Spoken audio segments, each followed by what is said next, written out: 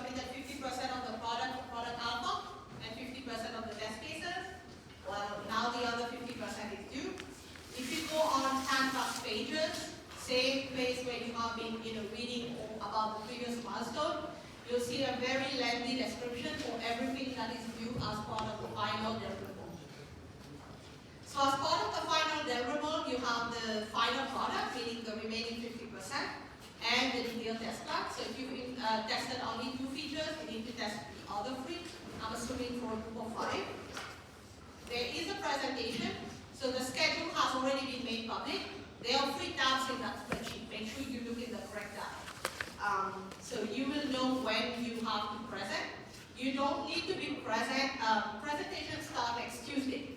So you don't have to be present when other teams are presenting, but make sure you reach here 5 minutes before your presentation starts.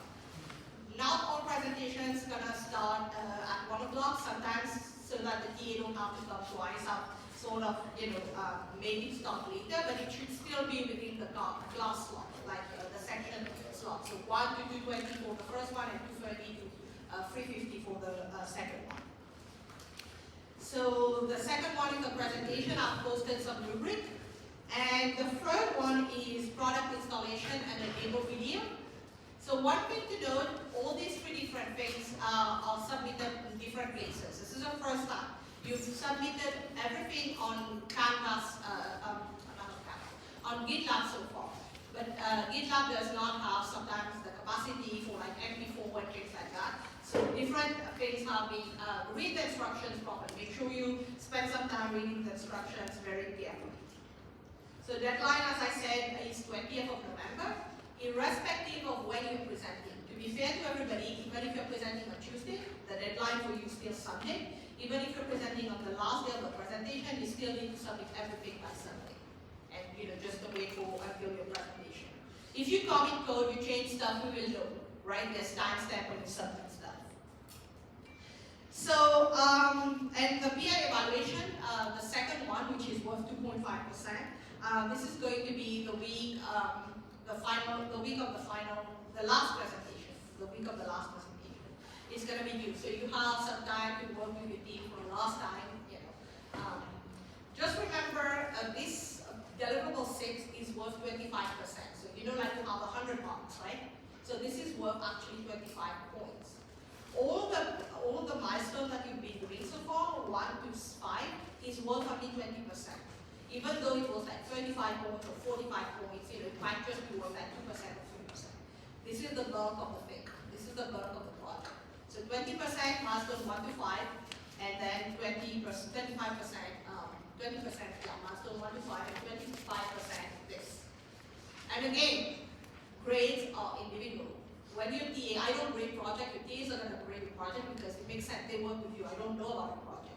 So the TAs are going to grade your project, they're going to look at your performance throughout the semester. They're not going to worry if one day you were sick, or one day you contributed less than the next week. But if you're consistent over the semester, you have contributed, you have given your best performance, you have come to TAs, tutorials and things like that, come to tutorials. Basically, you have a good performance. I wouldn't worry if I would. But I know there are some teams which have issues, so these students might actually fail the course. So one thing that I told you during the first lecture, I don't know if you remember, you need to pass both components to pass the course. Midterm plus final exam is going to be worth 50%, so you need to get 25 out of 50 to pass that first component. Project is another 50%, so you need to pass you need to get 25% out of 50 for project. 25 midterm, 25 projects, so that's 50 over 100. I think you need 49 to pass, above 49. So 50 is the minimum grade that you need to get to pass this course. If you fail in one component, you're going to fail the whole course. So, if you forgot about that, go read the syllabus and the first lecture, where everything was sort of detailed. What's left, timeline-wise? So today we are going to talk about technical debt and refactoring. On Thursday will be the last lecture, last lecture. We're going to go over maintenance and evolution. So basically the topics of software engineering are going to be over by Thursday this week. Starting Tuesday, over the next 2 weeks, it's just going to be presentation. Again, I'm going to say what I just said. You don't need to come for every presentation. You can only show up 5 minutes before your own presentation. Make sure you don't make a lot of noise because students are, if you look at the schedule, it's going to be back to back. So some other students are going to be presenting, so you enter through the back door, you sit and wait for your turn.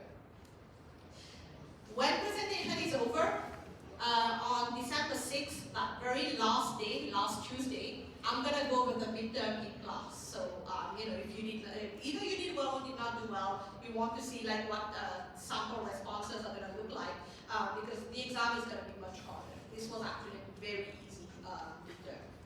The exam is going to be much harder, much longer. It's going to have a lot of theory questions. Everything, interviews, everything that you watch, guest lectures, everything's going to be included. So I'm going to go over midterm on the last day of class, and then we're going to be done. Your exam, again, don't trust me on this, verify for yourself. But December 30, 2 p.m., education gym. But again, make sure you cross-check, else I might be redirecting the whole 370 class to a different day or different exam. I might be wrong. So 50% I'm right, 50% I'm wrong for that date and time. Any questions on these, on projects or what's remaining? Yeah. On December 6th, we also talked about what's expected more on final detail. I don't know about detail, but the format will be very similar because I've worked I've done a few of these exams. It's going to be very similar to what you have in your midterm, but it's going to be additional theory questions, like questions on agile, questions on testing, so question on DD, question on refactoring. So you're going to have a lot of these short questions. So it's going to be very similar in terms of points, like you've seen for the midterm, 2 points here, 2 points there, 5 points here, 5 points there. But it's just going to be generic question on software engineering. So half of the questionnaire is going to be based on case study, half of the question is going to be generic. It's going to be based on your project, it's going to be based on interviews that you've listened, all the guest lecturers, the people who guest lecture. So it's going to be the other half of the exams. So you're going to get about 2 hours. I can't remember last year what it was, but approximately 2 hours for the exam. So almost double the amount of time that you have for the midterm. So again, you'll have to study, you'll be getting a scenario, you'll have to learn to sort of study over all these diagrams. You might even get another component diagram. I'm not saying anything is excluded, basically everything can be included. But it's going to be much longer. Yeah? Yeah, I saw there's 5% called participation. Yeah. How are you going to work? Go back to the lecture one. There's a slide which talks about this. I talked about this on the first day of class. But Okay. just briefly, this is basically your participation on Canvas. So if you haven't participated at all on Canvas, not my fault that you're going to get a 0, right? I told you on the first day of class. So asking questions, answering questions on Canvas, discussions on things in class, answering other students, posting your own question, other students answering. I told you about that on the first lecture. So that's worth 5%. Okay. You can still get a couple of points, but don't post things like what time is lecture on first day. That's not going to count. Any other questions?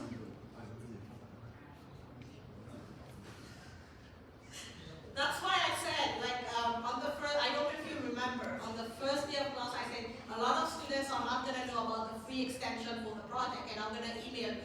Did I predict that? Did I not predict that? You have no idea how many teams email me and say, can we get a couple more days? And I replied, you use your free extension, and I screenshotted the text from the syllabus, because I get that every semester. But yeah, it's important to come to that. That's why I told you, the very first thing I told you is, this is going to be the most important lecture, because it has rules for the whole semester. Somebody raise their hand somewhere over there? Yeah. After class. Yeah, I'm going to give it back after class. Okay, so think about questions. We can come back to this later. TD. So TD is my area of research. I can talk for hours about it. You are all going to fall asleep. So I'm going to try to make it, convince you that this is something important in the next 30-40 minutes. So basically,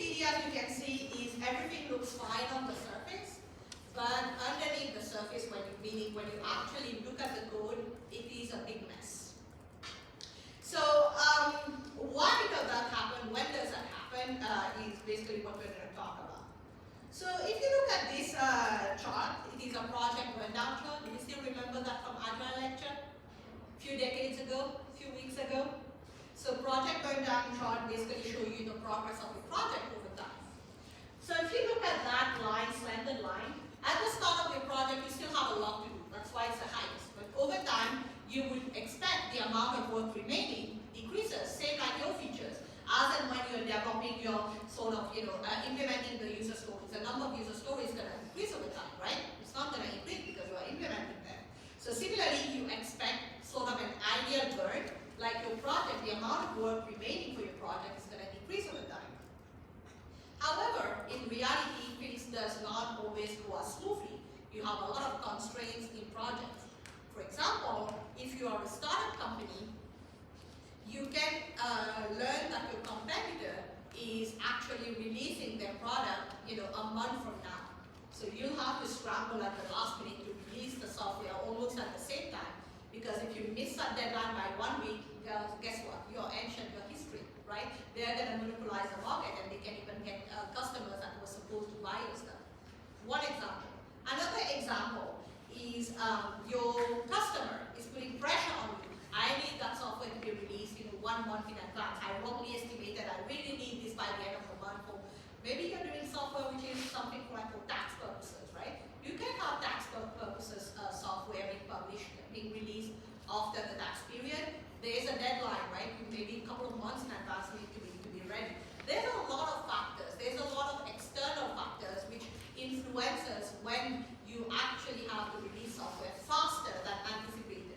So ideally, if you follow that slanted sort of line, this is the optimal launch, right? You're working at a regular pace every week, you're testing properly, you're doing your code reviews, but unfortunately there are some external factors which is going to come and you'll have to release before the optimal launch. So the deadline has been sort of pushed a few weeks in advance. So what do? You don't have a choice, right? The customer's putting pressure on you, you'll have to release. So when you release something faster, like this is the last week you have to implement your product. If you were not working consistently, and this is not just for the project example, even in industry, you did not do anything and then the day before the deadline is when you start to realize that the deadline is tomorrow. What are you going to do? You're going to work day and night and do probably a very bad job so that you are right on time, right? If the deadline is tomorrow, you probably cut orders, you won't even review your code, not properly test your code, etc. because you have to respect that deadline. So similarly, this is what is happening here. You are supposed to have, everything tested, everything optimized, everything going at a regular pace, but now you have to rush the delivery of the software. When you rush delivery of the software, your software is going to be of mediocre quality. Whereas if you release at the optimal launch, your software is going to be of better quality. So the difference between that mediocre quality and the good quality software is technical debt that you're going to be accumulating in your code. If we go back to this diagram, on the surface, everything looks fine. You're supposed to build a calculator, you add 2 numbers, it's still going to be adding 2 numbers. But when you look at the code down below, when you look at the actual code, it's a big mess. So technical debt is not equal to defect.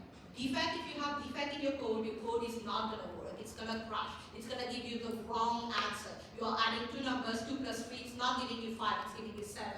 Whereas technical debt, it's going to give you 5. But when you look at the code, or when you need to change anything, you won't be able to understand the code. Or the code is so bad quality that you probably have to rewrite the function which actually did the addition, something like that. So anything which is not optimal quality, but does not crash your code, or is not a defect, is actually technical debt. So let's look at some more formal definition of technical debt, or TD. So this one was by Ward Cunningham. I don't know if you remember him from the definition of the clean code lecture. So he was one of the person at the start of the lecture when we were talking about definitions. What does clean code mean? So he says TD is like shipping first time code. The first time you're going to ship code is like going into debt. A little debt speeds development as long as it is paid back promptly with a rewrite. So rewrite, refactoring. So you can take a little bit of debt. You can build things a little bit not nice as you would normally build it. And that's fine because it's allowing you to maybe release the software faster, to gain market share, or releasing the software even before your competition, or making the customer happy. But your code looks like this. So ideally you want to go back and fix it. And normally you would want to do it as promptly, as quickly as possible. You won't go back and fix a code 6 months down the road. You won't have time, or some other feature is going to be higher priority. You want to do it as quickly as possible. He says the danger occurs when the debt is not repaid, meaning you don't go back and fix things. So every minute that somebody is going to spend on that messy code, so he calls it not quite right code. So every minute that somebody spends implementing or building on top of that counts as interest towards the debt. So it's like technical debt is sort of borrowed again. The terminology or the correct term is metaphor. It is a metaphor which is borrowed from finance, financial debt. So you know how when you're taking a loan or some sort of financial debt, you're basically borrowing money against a future need, right? The faster you pay, the less interest you're going to have. Make sense? So technical debt is exactly the same thing. You incur some debt, you're borrowing time against a future need. So the faster you pay your debt back, the less interest you're going to pay. The longer you drag this thing, the more interest you're going to pay. And I'm going to, bear with me, a couple of slides down, we're going to see some examples of interest and what actually it means. So in the next sentence, he talks about how organization can be brought to a standstill, so sort of impact of technical debt when over time if it's not paid. So this can be pretty chaotic, as we're going to see. TD has a lot of negative, bad consequences on companies, on projects, on products, etc. So this definition was in 1992. So in 2013, and this one was a sort of focus on code, shipping first class code. So in 2013, so now they decided to expand the definition to include other software artifacts, including software design. You might have heard of the term design debt, maybe in addition to code debt. So now what started happening is they started extending the type of debt. Instead of just having debt in code, they said we can also have debt in design. So again, the same thing. It is convenient, it is expedient in the short term, meaning you can release software faster, you are ahead of the competition, so it has some advantage in the short term. The problem is, if you don't fix it, the longer you wait, it's going to cost more. The longer you wait to fix a debt, it's going to cost more later on. This is sort of the last definition that the research community has come up with for TD, and this was actually part of a seminar in Germany in 2016. There's a place called DACH2 where researchers often meet for different sort of brainstorming on different areas of computer science. So this was one of them when they came up with this definition. So why the community came up with this definition was that following 1992 and 2013, basically the software engineering community, everything that was not working in software, we were just sort of throwing it in the technical debt basket. So the definition was getting diluted. Everything that was not working is TD, but that was not actually TD. It was easier to sort of blame TD for anything that was going wrong in your code, but the research community said like, this is not possible, this is not right.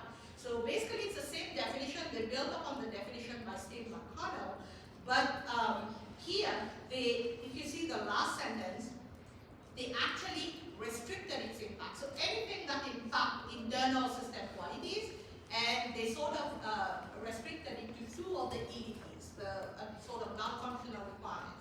One is maintainability. So maintainability is the ability for your software to add new features, sort of what you do in the maintenance phase. Add new features, correct bugs, adapt to like different environments. And evolvability, meaning evolving over time, adapting, updating to fulfill new requirements. So they decided to restrict the definition of technical debt to just these two sort of aspects of system quality. If you remember system quality, there's a lot of these DDTs, right? Accuracy, documents or everything that any ED. But they decided to just restrict it so that we could sort of make the area of technical debt a little bit more manageable. So I told you a few minutes ago that technical debt is not defect because defect is visible. Technical debt is not visible. On the surface, everything looks fine. The code is going to work, the software is going to run, everything. Defect, when you have a defect, you know either it's going to crash, it's not going to produce the right result. You know when you have defect in the code. But technical debt, you won't know. Everything will be working perfectly fine. It's just when you look at the code that you're going to wonder, who the heck wrote this code? It's so bad. So this is basically what this is saying here. Defect is a bug, is something which is visible, whereas TD is something which is not visible. You're not going to know unless you use tools or you actually look at the code. So this is a little summary of the evolution of TD over time. So initially, the definition was just focused on code. Over time, it started to include other artifacts. So nowadays, we have a lot of type of debt, not just technical code and design debt. And then at the Dash 2 seminar in 2016, we sort of restricted the definition to just focus on maintainability and evolvability. So there's a lot of different taxonomies or categories in which technical debt has been categorized. So again, here we find Steve McConnell again. So he said that if he had to categorize TD, he would just put it in two categories, whether it was incurred intentionally or whether it was incurred unintentionally. And we're going to look at each and every one separately. So just bear with me. And then there's Martin Fowler. He said that I'm going to classify technical debt according to these 4 quadrants: reckless, prudent, deliberate, inappropriate. And I'm going to talk about this in a minute as well. And the most common type of taxonomy, the one that everybody refers to nowadays, is the one by Johanna Rothman. So she defined technical debt according to the different stages of the life cycle. So she said there's design debt, there's code debt, there's testing debt, there's defect debt, there's documentation debt, there's requirement debt, and so on.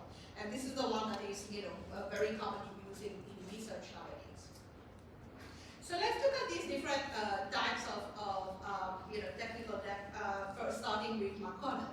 So this is very similar to the very own definition of the word, like intentional versus unintentional. So intentional, you take on the debt knowingly, consciously, whereas unintentional, you have no idea that you're doing a poor job simply because you don't know any better, you don't have better knowledge. It can be somebody like you who, you graduated, you're joining a project for the first time. Probably the initial decisions you're going to make on the project is going to be pretty chaotic, right? Because you don't know any better. You know only that one framework that you've been using in your 370 projects, and any project that you're assigned, you're just going to use that one thing because that's what you're most familiar with. Even if that's a perfect solution or the best or most optimized solution or not, but you have limited knowledge at this point. And basically, your design decisions, any decisions you make in industry, is going to be based on the knowledge.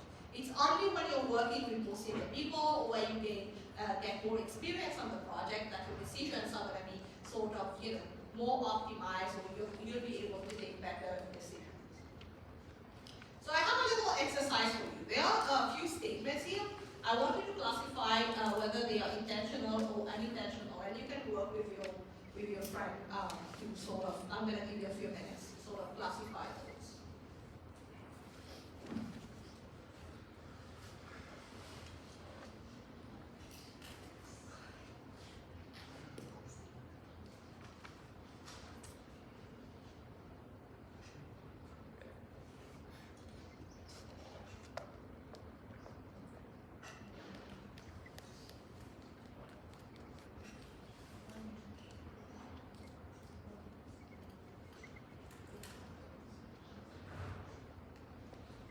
Those midterms so we don't get distracted by it. What's done is done. You just have to work harder for the exam.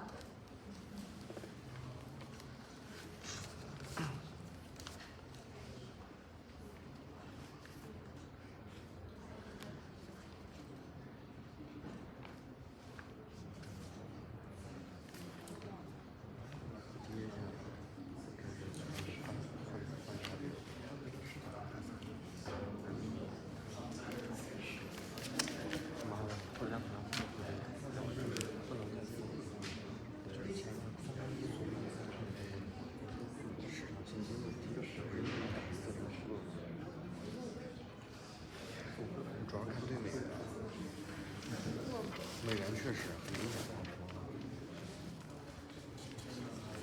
美元现在不是7.8。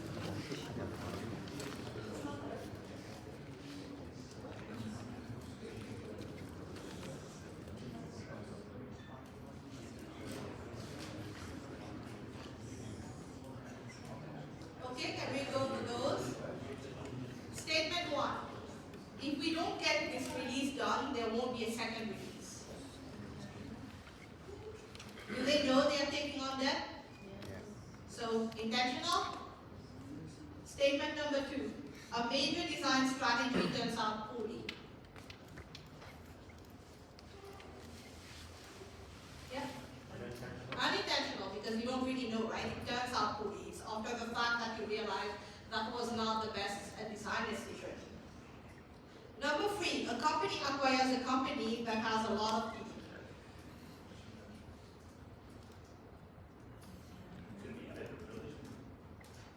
It could be both, because the company presumably won't acquire a company unless they review their technical estimates. Who makes the deals? The developer or the CEOs of like this? So they don't look at the code. Did you seriously think Elon Musk look at the code base of Twitter before buying Twitter? I mean, They don't look at the code. So it's gonna be unintentional because you're just buying the company. You don't have time to look at the code base. Probably smaller companies you might argue that they're just starting or something. But companies with like millions of line of code, nobody's gonna, because developers are not involved in these deals. Usually management, and they don't even have the competency to look at the code. So you're just buying it with all the bad code that comes with it. So this one is going to be unintentional. Number 4, we have code written by a contractor that doesn't follow our coding standard. We'll clean that up later. Intentional, right? You know they are not doing things properly, so you'll clean that up later. That's the dangerous part. Clean that up later. You might never come back and clean it. This is when you start accumulating technical debt in your code. Number 5, we didn't have time to write unit tests for all the code we wrote. The last 2 months of the project, we'll write those after we release. Do they know what they're doing? Yeah, they know they are not testing properly, right? They know they are not achieving the proper X percentage of test coverage. So this is intentional. Number 6, a junior programmer writes bad code. Unintentional, they probably don't know any better. So lack of education can be a cause for TD. Not only write bad code, but uses the wrong framework, make the wrong design decision, or even mess up the architecture, or straightforward, just use the wrong architecture style. So these can all have an impact on the TD you accumulate over time. So the next one is Martin Fowler's quadrant. So here he has 4 different classifications, and the classification comes at the intersection of these quadrants. So deliberate and inadvertent is very similar to what we saw for Steve McConnell. So deliberate is something intentional, inadvertent is something unintentional, reckless and prudent. So if you're doing something recklessly, meaning you're not thinking about the consequences, and prudent means you're a little bit more cautious when you're doing things. So I'm just going to give, and in each of these quadrants is an example. I'm just going to talk about, the first one. So reckless and deliberate, meaning, it's intentional and you're not thinking about the consequences. So you know that we don't have time for design, so we're just going to skip design. We have the requirements, we're going to start coding right away. And if you have been diligent in this class, you know that software design is one of the most important phases in the software lifecycle. This is where you take all the major decisions for your software. So if they're skipping that, that's sort of a sure recipe for failure. So I'll leave you to read these others on your own, basically the sort of intersection of these quadrants. Next we have the classification according to the different types of debt and life cycle sort of phases. And here I have a few examples for each of these.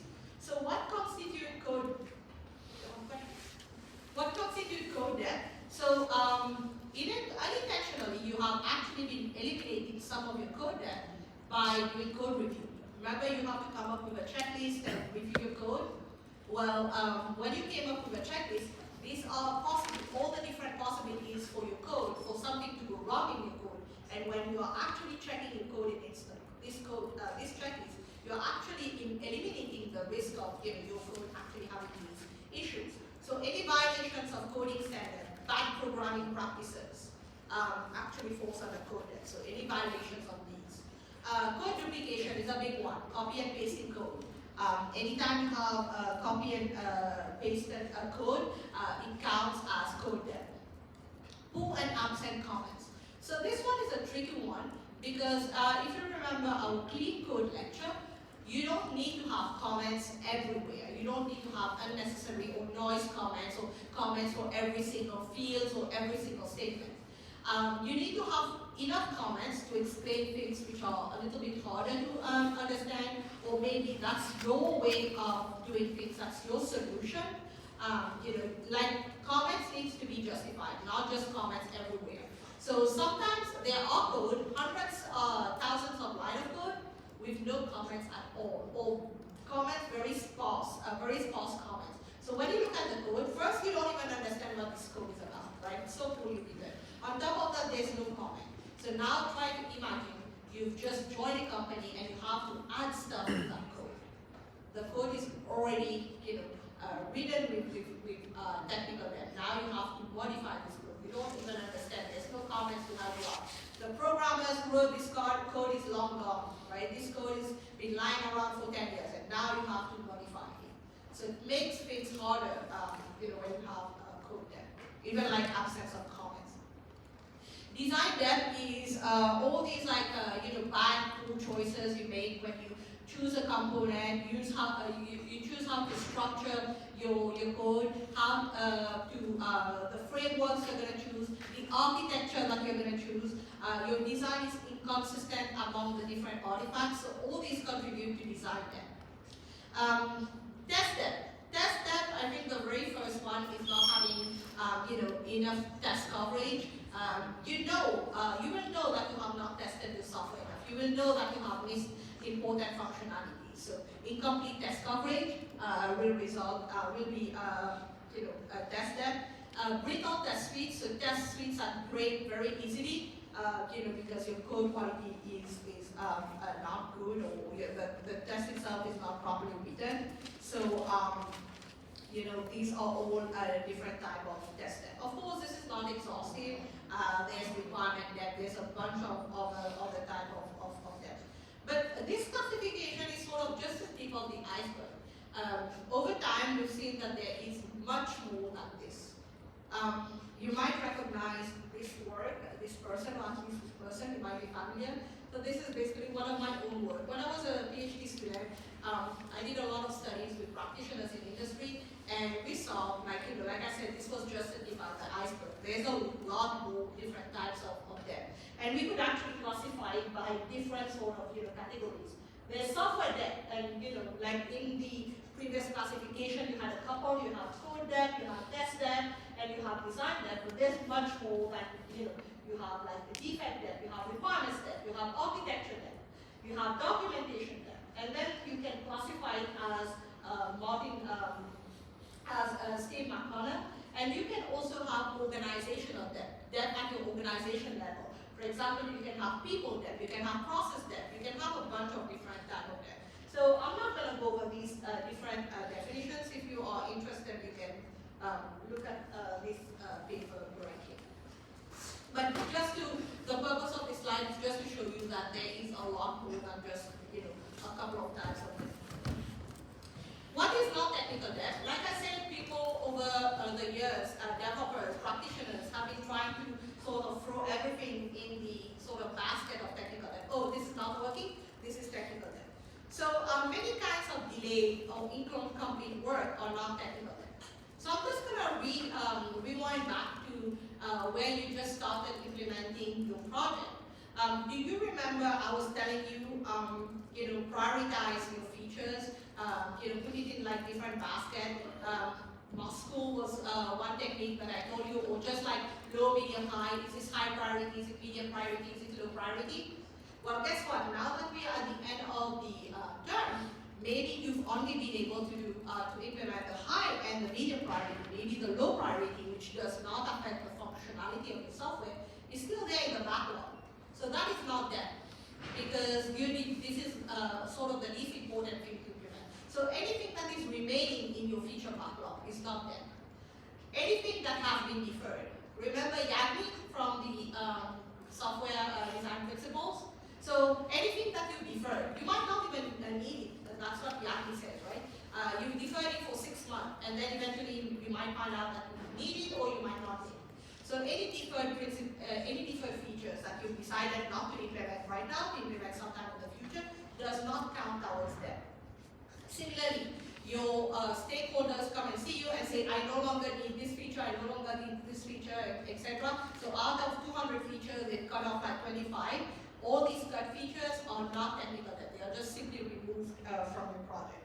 So anything that does not create an interest, meaning it does not cost more to fix later, isn't there. And these are some of these examples. Okay, so I have a question for you. Time to wake up. What are the impact of TD if we don't handle it properly? We just leave it in the code or in the software. Yeah. Disaster at the end. That's true. That's a recipe for disaster. What else? What disaster would that be, according to you? Yeah. If you're implementing a new feature, it just becomes that much more complicated.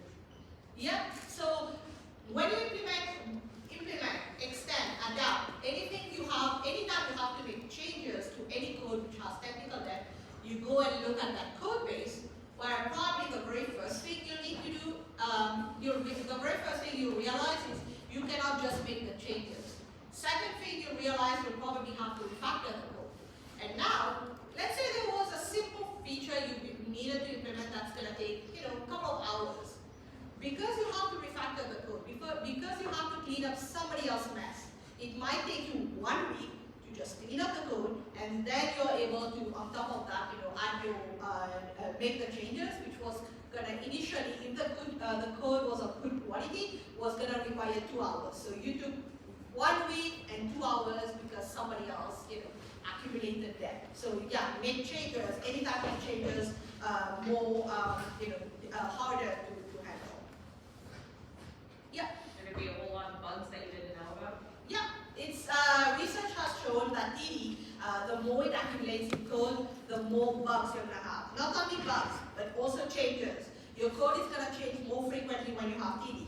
Research has also shown that if you have TD in your code, it's gonna be more prone to have vulnerabilities, security vulnerabilities. And on top of that, the software performance is gonna decrease, right? Because things are gonna take longer to execute. On the developer's perspective, imagine your manager asks you to go modify something which you know is going to take 2 hours. Now you have to fix somebody else's mess for 1 week. Are you going to be happy about it? So loss of productivity, you're going to lose time, low morale, right? Every time you don't even want to go back and do something to the code base because you know it's going to take 3, 4, 5, 10 times more than what you initially anticipated. And your code is going to be, you're going to have poor design because of these design decisions, because of these poor design decisions that you make. There's another thing which is called code decay, also known as code rot, code erosion, code entropy. This is basically your software is going to slowly deteriorate over time. Can I give you an example? I don't even know if you were born by then. Have you ever heard of a browser called Netscape Navigator? So that software, that browser is actually dead because the code base was so bad that it was going to cost more to fix it, like in terms of resources, money, people to fix it. So they preferred to, make something else from scratch. And part of the code was used in what you probably know as Mozilla Firefox. So Netscape Navigator, a lot of the code was used, to build a Mozilla Firefox. So because Netscape Navigator was so bad, when they evaluated it, it was not working. So this is basically, the code has been, we just sort of let it go over time. It has become so bad that the code of Netscape Navigator started decaying over time. Cost of bugs, is something that we've talked about. So if we think about bugs, and these numbers are from the report, the State of Technical Debt in 2021. So I'm just going to go over a couple of examples. There are more in this slide. In this report. So just a couple of numbers. What they did, these people did a study with companies to try to put some numbers to this, to these sort of impact. What is the impact of TD? So 52% of the companies, of the practitioners, the software engineers that they interviewed or surveyed say that technical debt, 52% say that technical debt negatively affect their team morale. Well, we have that somewhere here, the morale. Over 60% say that TD causes bugs, outages, and slows down the software development process.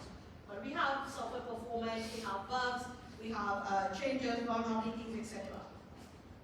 66% of the engineers believe the team would be able to ship 100% faster if the code didn't have TD or they had a process for properly handling technical debt. So again, some more numbers from this report. What is the impact of TD on your company? Almost 66% of people said it causes bugs, errors, outages, and quality issues. 63% said it slows down the pace of development. 52% says it impacts the engineering team's morale, and another 10% said others, so probably some of these other impacts mentioned here. And this pie chart is basically how much faster would you be able to ship your product if you were able to manage your technical debt properly. So you can see that apart from this little slice of the top, which is sort of a dark pink color, or I don't know what color that, it would not make a difference, but most of them agree that if you had your TD under control, you would be able to ship much faster, meaning you are delaying production by having TD in your code. You've seen this multiple times, right? The cost of bugs, and basically here, cost of bugs. So TD introduces bugs, so you'll be incurring these costs at some point. But something that you haven't seen is this one, the cost associated with technical debt. So if you see this one, we are talking about billions, trillions, etc. While TD is as guilty as bugs. So on an average size application, so mid-size application of about 300,000 lines of code, the technical debt amount in terms of money, and these are all in US dollars, it's about 1 million for each 300,000 lines of code. Average technical debt is about $3 to $4 per line of code. And Java applications, they found that it is a little bit higher, it's about 5.5 per line of code. And globally, as you can see, these numbers keep on increasing. In 2011, total cost of TD was in the 500 billion, and then over time it's increased to trillion. And that was in 2019, we are in 2022 now. And the numbers at the bottom are just for USA. So these are published in this report, the cost of poor software quality, so in 2020 and 2018, and these are publicly available. You have, you can download and read these reports. We have seen the first lecture, if you remember, there was like the cost of projects, software engineering projects which failed, or what percentage of software engineering projects failed, challenge and pass. Do you still remember that pie chart?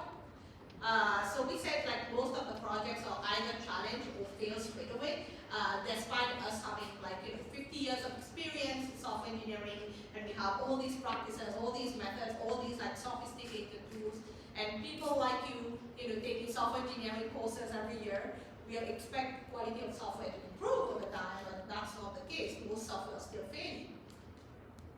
So this is basically sort of a expanded version of this pie chart.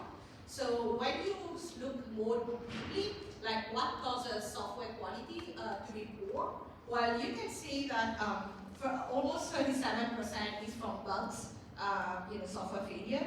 6% is from troubled and canceled project. 16% or almost 17% is associated with the ability to finding and fixing bugs. 21% is associated with legacy code problem, legacy system problems. Anybody know what is legacy code, legacy system? Banks, Yeah, banks, banks is an example. Yeah, these are software which we are still, excuse me. These are software that we are still using, but they've been built, they've been around a long time, and banks would be one of them, right? They are built in COBOL, or they've been implemented in COBOL, languages that almost very few people, let's put it that way, very few people know it. So these are still, these are called legacy systems. They're still being used, but to make changes, it's a nightmare because not a lot of people know about this. But TD also makes up about 18%, so about half of basically bugs, the cost-related to bugs. TD make up about half of that, the amount of money related to software quality. So it's quite a serious problem. But unfortunately, if you remember that first picture on the first slide, at the top when you look at things, everything looks perfect. It's only when you dive into the code. And everything's going to be working, right? Because you have managed to make it work somehow, right? It might be not as performant, but it's working. It's not like defect. So over time, if you don't really look at your code, you don't refactor your code, you don't make changes, you're going to think everything is fine, but everything is not fine. It's only when you go and make changes that you realize the code quality is so bad. So again, this is sort of a different picture showing you software costs that are visible and software costs that are not visible. So you will see TD, I'm not going to go over all of this. TD is one of these costs which is invisible. You don't really know until you start diving into your code base. Any questions before we move on to the cost of technical debt?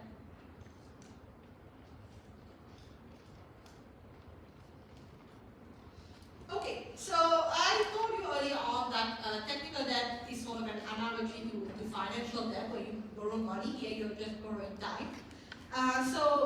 The same terminology which is used for financial debt is used for TD, meaning principal and interest. So when you borrow, let's say 100,000, that's your principal, but the longer you drag sort of the loan, the mortgage, the debt, it's going to cost you more because you're going to have to pay more interest. So similar concept applies to technical debt. You make a mess in your code, you fix it tomorrow, it's going to cost much less. Rather than you fixing it 6 months, 1 year, 2 years, or never, it's going to cost you much more. So every day that the code keeps on accumulating, the more it's going to cost you. So this is basically what is summarized in these slides. So what is the cost of fixing the debt right away? The present time. So for example, you refactor the code immediately, or within a reasonable time, maybe within a couple of days or a week. This is going to be your principal. But the longer you wait, the extra time that is added. So that feature should only have taken 2 hours. But because you need to refactor, now you have an additional of 1 week worth of work to be able to add this feature. So that 1 week is interest that you're paying. Couple of examples of interest. Normally in companies, they're not going to tell you, oh, we have 1 million interest. So this feature has 200,000 interest. What is going to count as interest are things like that. Lack of unit tests on legacy code causes new development, testing, and debugging to take longer. So very simple changes now are taking very long time to actually implement. Overly simple design, so something which should have been simple, does not readily support changes in the environment because the design was too simplistic. The framework chosen, the architecture chosen was very overly simplistic. So now it's very hard to scale this thing. It's very hard to add new features. So simple environment changes now require massive code rework because whoever made these decisions did not think that in the future we might have more customers or we might have more volume of data. They did not think about that. They just proposed an overly simplistic solution at the start. High product support cost for a buggy system. You implement code, you release it. Sometimes the amount of issues that come hinders you from adding new features or adapting new features because you have so many bugs to correct, right? Your customers complaining. You spend a lot of time correcting the bug.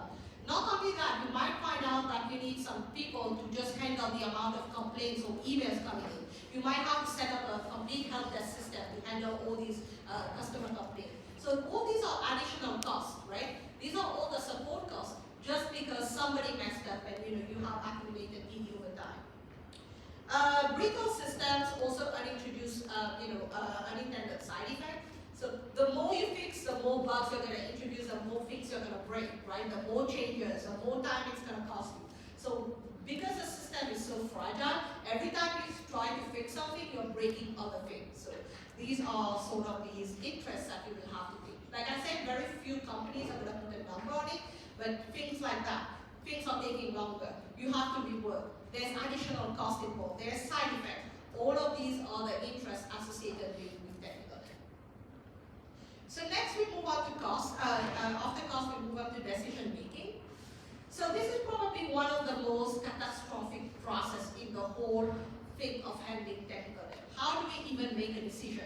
Which we have 100 debt items here. Which one do we tackle first? Well, based on research, these are all taken from research. If you look at a couple of them, sometimes it's random. The practitioner, the software engineer doesn't even know which one to start with first. Maybe the first one on the list, maybe randomly pick one.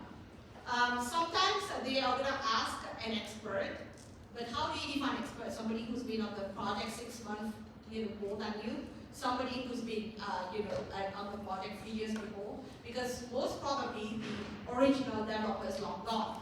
Ask the customer, this is very risky, and a lot of companies, the customer does not know that they have technical debt because that's going to affect their reputation. Are you going to admit to your customer that your code is a mess, that you've copy-pasted? Well, it's doing what it is supposed to do. It's adding two numbers, but when you look at the code, you yourself are going to have a heart attack. It's like, what was I thinking 3 months ago? One exercise, you'll be long gone by then. When you're a professional software developer, look at the code that you wrote for this class. Keep it somewhere. And then you probably will remember what I told you. Over time you're going to be better at coding it, like software development in general. So like I said, a lot of companies will not tell the customer that they have debt because that will just tell the customer, hey, I did a very bad job in your code base. It works, but it's a mess down there, right? If you sometime in the future you want to add something, it's going to cost you a lot of money because instead of estimating something to be 6 months, we have to estimate it to be 1 year because we have to fix the mess that we made, right? It's going to cost you like twice the amount. You're not going to tell that to your customer. You're going to, your reputation is going to take a hit, or the customer's going to run away to a different company. So you don't want that to happen. So that's why you will never ask the customer, we have 200,000 debt items here, which one do I fix first? Again, you might decide to fix the debt, which is the most important feature. According to whom? According to you, the developer? How can you decide which one is the most important feature if you don't want to involve the customer? The highest cost, how do you even define that? How do you even put a price on all of this? Oh, do you think about it that way? Oh, this feature is needed in the next release. Why don't we pay some debt at the same time? Well, do you have time to do that, or the feature is so complex that you won't even have time to do proper testing? So this process in industry is very unknown up to this day. Companies, decisions on which technical debt to tackle first is a very random process, or oftentimes depends on it's very haphazard. Any of these is a good candidate to decide how to handle them. And these are just a few factors taken from research. Again, in that same paper that I showed you early on, part of that same study, we interviewed people to understand, panoply of different people to understand what are the factors that they think should be considered. And we found out that there's much more than these few that we saw. Cost, it's a big decision. You have to consider a lot of things. You have to consider things like business value, principal interest, the schedule, the customer. You have to consider different attributes. How visible is the debt, right? Is it like in the feature that people are using on a day-to-day basis? What type of debt? So here it relates to that taxonomy that we saw earlier on. You have debt in your code versus debt, in your documentation, let's say comments, or in your readme. Which one are you going to fix first? Of course, some type of debt is going to take precedence, going to take priority over the other type of debt. So all these are decisions that you have to make, right? Or factors that you have to consider, criteria that you have to consider in the decision making. Type of company is another one. If you're a startup company, would you be bothered about the debt? No. If you don't release software, you won't be even existing, 3 months down the road. So you don't care about the debt at this point. You're just focused on releasing your product so that you can actually survive. So a bunch of different factors, which ideally, companies should consider when making a decision about which debt to handle or to tackle first. How do we manage technical debt? So this is a general process on managing technical debt. The very first one is identifying the debt. If you don't know where you have debt or which ones are your technical debt, what are you going to fix? So the very first one is identifying it or keeping track of it. Some companies are going to use tools to do that. Or some companies, what they're going to do, they are just going to take the debt item and put it in the backlog. So it becomes a priority. It's not in some list somewhere or some sticky note somewhere, right? They put it back in the backlog. They say this is priority, we need to fix this. Let's sort of give it as a feature. So once you have your list of debt to fix, then you go to something like this, you decide, you make your decisions, which one do I fix first? And then you refactor regularly, right? This process, you will keep adding debt over time, but this process of evaluating its impact should be done every time you fix debt. Because what matters today might not matter, in the next sprint or, a month down the road. So you have to evaluate. Out of the, let's say you have a list of 100 debt, you fix 5 during the first sprint or first iteration, you have 95 left, let's say you didn't add any. So now out of the 95, which is the next priority? So you look at different factors. What is more important? How much is it going to cost? What type of debt it is? So you basically sort of assess, use this criteria to help you make the decision. And you refactor regularly. So a company where I did some research during my PhD, you know what they did? Like how you guys did sprint iterations of 2 weeks? So that's 14 days. Excuse me. They actually put 1 or 2 days aside. So they only coded and implemented new stuff for 12 or 18 days, and then they kept 1 day to refactor their code base. So every 2 weeks they would have 1-2 days where they would sort of refactor, improve the quality. So over time, 1-2 days over 6 months, over 1 year, over the years, helps you improve the quality of your code base. So you should have some sort of mechanism like that. I know Google, what they do, actually there's a paper where they talk about it. They put aside, like after every X period of time, nobody work on anything new. Everybody looks at the code base and try to refactor things. So I think they take a week off actually doing any, implementing any new feature, and they actually improve the quality of the code. They test things, they try to do, to make things better. So they do that quite sort of regularly. I don't know if they still do it, but this is something they published some time ago. And over time, you will find that you will be doing some automated code analysis. Like here, because you're learning, you have to do manual sort of code review. But over time, you'll be in industry, you'll be using linters, you'll be doing, using static code analyzers to actually do all of these, to do part of the job for you, and you will be able to analyze some of these, to identify some of these debt items.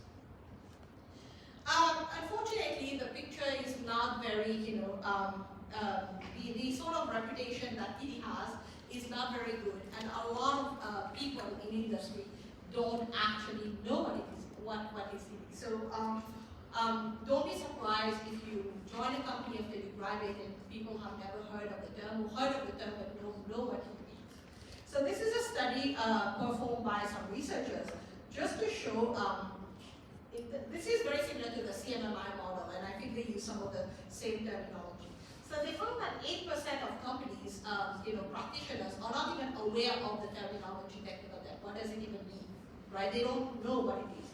65% of practitioners have heard of it, but they don't do anything about it. They don't track it, they don't resolve it, they don't refactor, they don't do anything about it. They just know that there is something called technical debt involved. There's something called technical debt.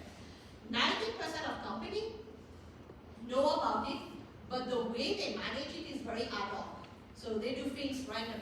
They can fix, they are feeling good today, they might clean up the code, and then 6 months down the road, they remember something, they're gonna fix up their code or clean up their code. So there's no budget allocated. It's just based on the individual. If you want to make your code quality, or maybe you're implementing, adding something new, and the code is such a mess that you have to refactor it before you actually do something. So it's very ad hoc process. It's not like systematic. Every week, every 2 weeks, we're gonna dedicate 1 day, we're gonna fix things. So it's not like that. Only 7% of the people or the companies, the participants in the study, only 7% say, yeah, we will fix it a little bit more structuredly. We have 1 day of every sprint to fix the code. We measure it, we track it, we tell the tool to track it. We know where we have that, we know where the code is not good. So 7%, that's very low number when this is such a big problem. And as you can see, there's 0% in measurement, institutionalized, and fully automated. So no companies are actually that rigorous, when they are managing the technical debt. Common ways to identify technical debt. Code smell is probably one of the most popular way, and we're going to talk about that.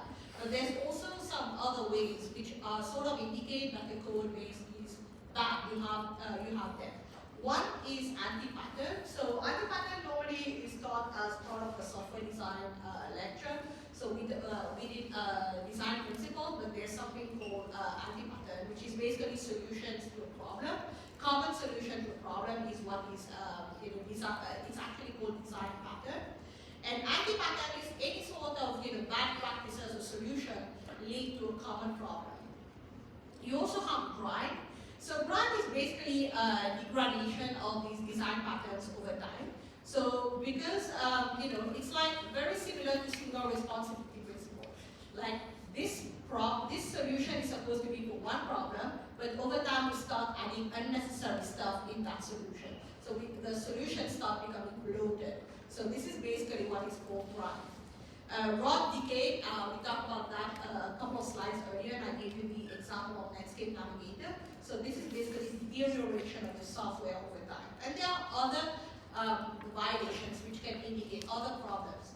You would probably know it as anything that violates design principles. Solid, Yagi, keys, whatever design principles you have read, or we talk about class modularity violation, abstraction, violating inheritance, if you have code which has 100 levels of hierarchy, probably you would know that's probably not the right way to implement things, right?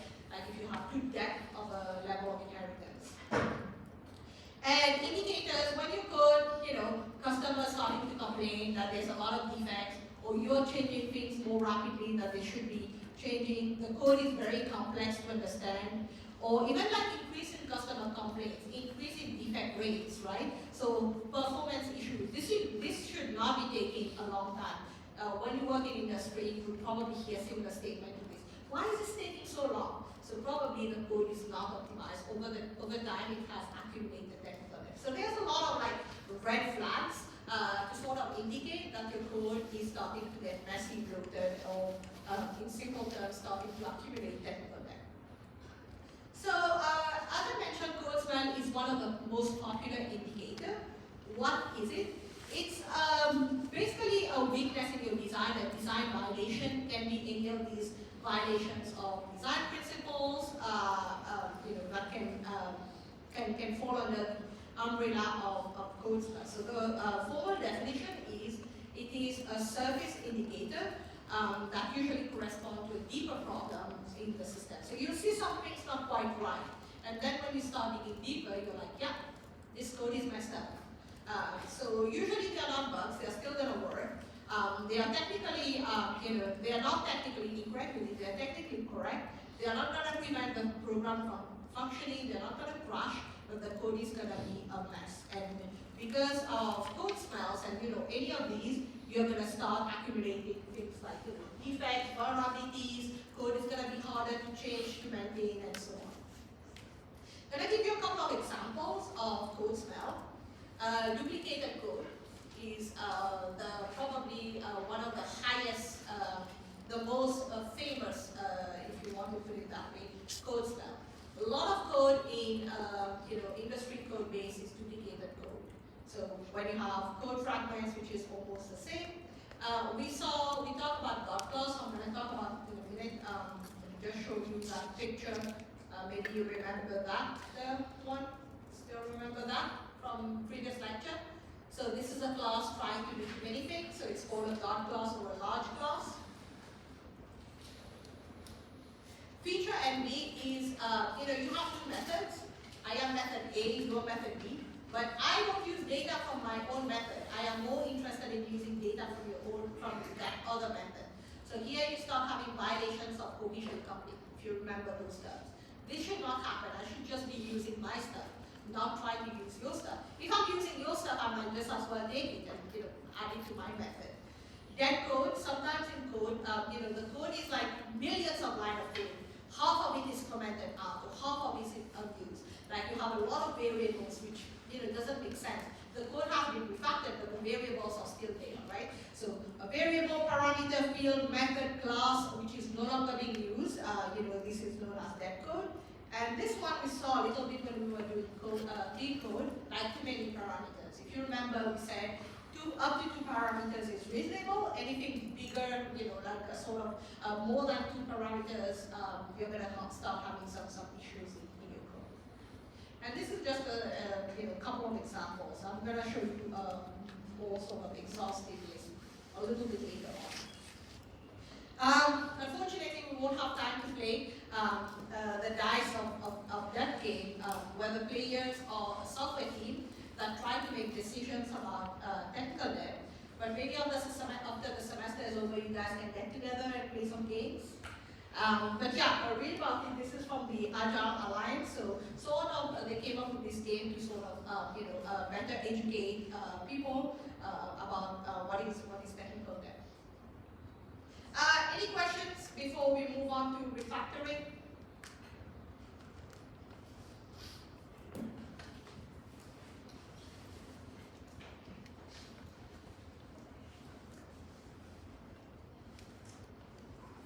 I just hope the quality of your code is not as bad that we have to print it on toilet paper.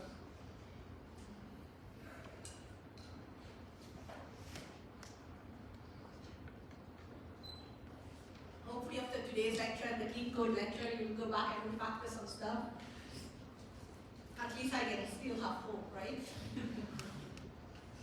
Okay, refactoring. Again, this is one of these books, like if you end up being a software engineer, you probably have this on your bookshelf, refactoring book. So basically, we talked about refactoring briefly before. So any changes that you make to your code base that you're trying either to improve your code or make it nicer, make it cleaner, make it more optimized without actually changing the functionality. So if it's adding to numbers, it should still be adding to numbers, but now the code is much nicer, it's much cleaner, etc. So this is basically the definition of refactoring. So any change made to the internal structure of software to make it easier to understand, cheaper to modify, cheaper in terms of time, right? Like you no longer need to spend 1 week to refactor the code so that you can add something which is maybe 30 minutes worth of changes. Without changing its observable behavior, meaning it should still be doing what it is doing. So the first refactoring book, this is a newer version, the second edition. First one was back in the year 2000. I think this one is 2018. So, you might want to get a copy of that if you want to become a software engineer. So, the next couple of slides, we're going to look at a couple of code spells and then how we can actually refactor them. What are the different techniques we can use? You think it would have been appropriate if I had my face? So code duplication, like I said, is one of the most pervasive. If you look at any code base in the world, code duplication is the one way which is the most popular. And Martin Fowler is somebody who's worked a lot in industry, so he probably did a very thorough study while writing this book. So this is where code fragments are almost identical, and I'm going to show you an example here. So just by looking at that first statement, you can see that the second class has one additional parameter, string content, right?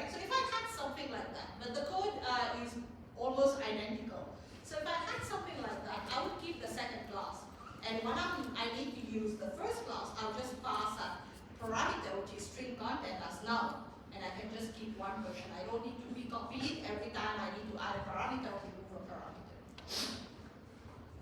So let's look at how we can refactor code duplication. There's these blue decks are basically what we call refactoring activities or type of refactoring types. And you might have heard of those, but some of them are going to be terms that you have come across, like superclass, parent class, and things like that. So to handle code duplication, you have refactoring techniques or activities or types called extract method, pull up field, and extract superclass. So I want to, instead of going over the theory, I want to use an example to show you how these things work. So this is the same convention as a clean code lecture, like whatever is in red is not the best version of things and whatever is in green. So here, if you look at the problem in that little box, you have a code fragment that can be grouped together.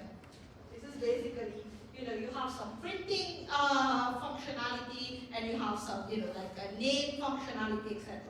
So here you can see that it is not adhering to the single responsibility principle because it's doing multiple stuff.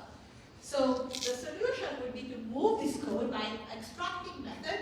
We move the code to a separate method. So we extract the method we make a method out of a sort of longer piece of code. So move this code to a separate new method or function and replace the old code with a code to that method. So that means I can use print details, on its own. I don't need to call this print that was a bad name, I don't understand what that is. But I don't need to call the whole thing. By calling this thing, I am also printing name, but I don't really need, maybe I don't really need all of that. So I am also calling print banner, right? I don't need print banner, I just need print details, which is that couple of lines of code. So that's why it's, ideal to sort of separate things. So you extract method, and you can use the method independently. Next one is a pull-up fields. If you have multiple, classes or multiple, multiple classes having the same field, then you can take out that field and, have it sort of, inheritance sort of idea here, where you pull up that particular field from the subclass and move it to the superclass. So anybody can access it. You don't need to repeat the same fields over and over again. The next one is extract superclass. So again, the same idea. You have two classes and they have a lot of fields which is in common, a lot of methods which is common. So again, by refactoring, you extract that superclass. So anything that was sort of, a duplicate, now you have it. Get analog, you only have it one place. Get name, you only have it one place. And everything that is different, you're giving in the child classes. So this is extract classes. Extract superclass. Large class, dot class is one class which is trying to do too much. So normally these classes do not start like this. They start very small. And then over time you start adding things, it starts becoming bloated over time. So couple of solutions for dot class. You can extract class, you can extract subclass, and you can extract interface. So we're going to go over each one. So here the problem is when one class does a work or does multiple work, then of course you can have multiple classes. It's like the example we saw when we were doing solid principle. Like you have a big university class, you have details about faculty, details about class registration, details about students. So you want to separate those, right, into separate classes. Well, now you know this is a refactoring types or extract classes. Similarly, you can also extract subclass. So here a class has feature that is only used in a certain cases. So every time you run this class, you don't really need to go through the code of all the methods because not all of them are going to be useful. So here what you do, you extract a subclass. Meaning you can call the superclass to do certain things which are generic. But similar to this example here, what was this example? Not this one. I don't know. Did we not just do this? Yeah, similar to this example here. You know, like things which are specific to employee, you keep it as a separate class. So when you're using department, right, or when you're using party, you don't need these specific functions or method from employee class. So this is extract subclass. Extract interface is another one. So multiple clients are using the same part of the class interface. So another case, part of the interface in two classes is the same. So then you extract interface. Every time you implement, you don't need to implement everything because it's calling an interface. You can pick and choose which methods, for instance, you want to implement. So move this identical portion to its own interface, and then when you need to call the interface, you call the interface separately. So this one is feature envy. This is the example I was giving you. Like if I have a method, I have some fields. You have a method, you have some fields, but I don't use my field, I use your fields. So then we have to find some solution. I can't keep accessing your fields. So a couple of things we can do in this case. You can use move method, extract method, and again extract method. So I'll advise you to go over this and read a little bit. So I'm not going to go over extract method. We just saw this somewhere here, right? We saw it in the case of duplicate code. So I'm just going to skip over this, and I'm just going to go over move method. So here the problem is a method is used more in another class than its own class, or even in the case of a field in a method. A method is using a field more than the method where the field is actually located. So then you move either the class, or you move the method, or you move the field. So if as class 1, I have a particular method, but class 2 is using my method more, well, I'm going to just move it to class 2 because they are accessing my method more than me. Okay, so again here there are some examples of smell. Just give me a second. Examples of smells. And you might also have seen, if you're familiar with using IDE, there are some IDE which support refactoring. So this is an old example of Eclipse. There are modern IDEs or newer version of Eclipse. But there is a menu where you can actually see all of these types of refactoring, even renaming. If you have variables like A, B, C, D, even renaming a variable is a type of refactoring. You can see extract local variable, push down, pull up, extract class, etc. So some of these can even be done using an IDE. So how many of you read the technical dev at Google case study? You didn't know there was something? Okay, so I have a couple of slides. You can go over it on your own. So this is, as I told you, I do research in DD. I have opportunities for masters, and research assistants. So if you want to work with me at the end, now at the end of the semester, if you still like me, you can send me an email. So just one lecture left on Thursday, meaning given topics. I'm not going to say lecture. Just one topic left. We're going to talk about software maintenance and evolution. Any questions before you leave?